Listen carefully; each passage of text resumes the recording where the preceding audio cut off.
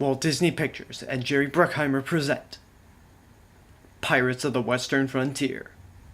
Or if you're going by the actual title of the movie, The Lone Ranger.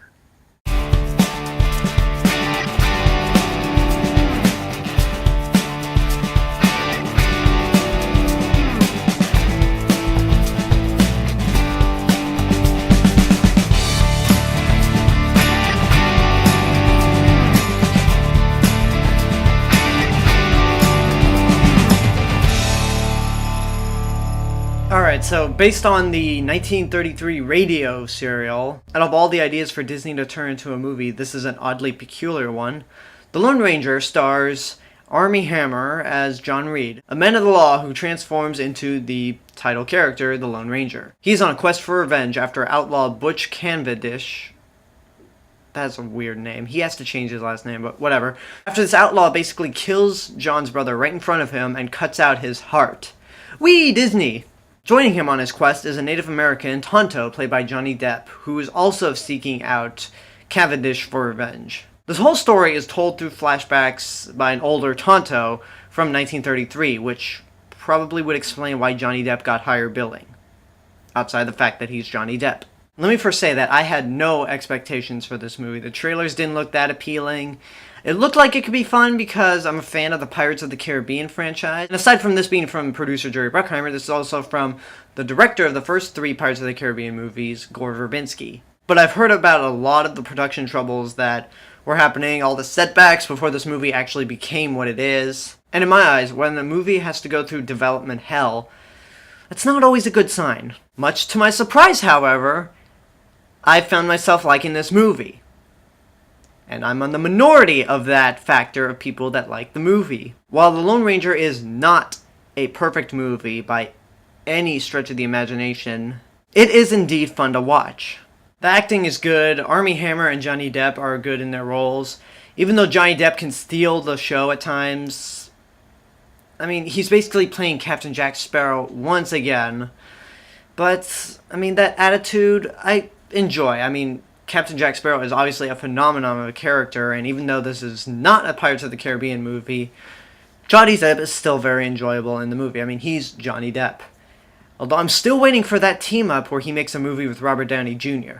That would be awesome. I know that some people find this act to be very old and they're tired of it, but I enjoyed it still. Don't judge me! Now, even though Bruckheimer films can get stupid at times, and believe me, this is one of the dumbest of the movies I've seen from him, they are really fun to watch. They always have an entertainment value. And his movies are usually given a higher admiration when Gore Verbinski is the director, because it becomes Gore Verbinski's film also. The action scenes are filmed really well, they're a lot of fun, and the last action scene that you've seen clips of in the trailer, it's really creative in the context of the film. I won't really say what it was, but it's pretty impressive. It reminded me of the creativity put into the last action scene of Iron Man 3. It's really inventive, it's pretty creative, and the stunt work, even though there's a lot of CG in this movie, the stunt work is pretty awesome. I also admired the cinematography and the decision to shoot in New Mexico and Utah rather than a soundstage. Because when you're in a soundstage, it can kind of look fake, but when you're really out there in location, you can really admire the beauty of what they are actually filming. Even though they try to pass the locations in the movie for Texas, it's still some beautiful cinematography. It was a great decision, and it reminded me of The Searchers with John Wayne, directed by John Ford.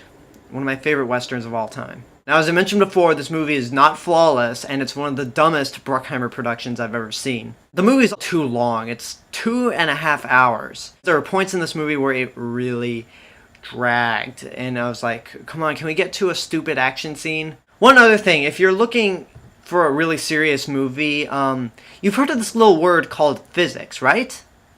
Yeah, this movie doesn't know what physics means. The action scenes, while entertaining, are pretty stupid. The stunts, while very impressive, are not logical in the real world. They can never happen. If you're going to this movie looking for logic, then you might have stepped into the wrong theater. Alright, to cut straight to the point, for a movie that I didn't really have high hopes for, I came out of it pleased, and it reminded me of why I love the original Pirates of the Caribbean movie, which is one of my favorite adventure films of all time. And unless something else surprises me this year, it could possibly stick around for my surprise of 2013. But again, I'm on the minority of people who like this movie, so for me personally, I think the movie is good, but it is by no means great at all. But I'm on the minority. Please respect my opinion for this movie. I know it's not a popular one. I am not going to defend this movie by any stretch of the imagination, but I had fun. So that's my review for The Lone Ranger. This has been The Cinemas with Mr. Robinson. Leave a comment, subscribe, check out my other channel, AlexG8462. Tell your friends about me, and I'll see you guys later. Bye.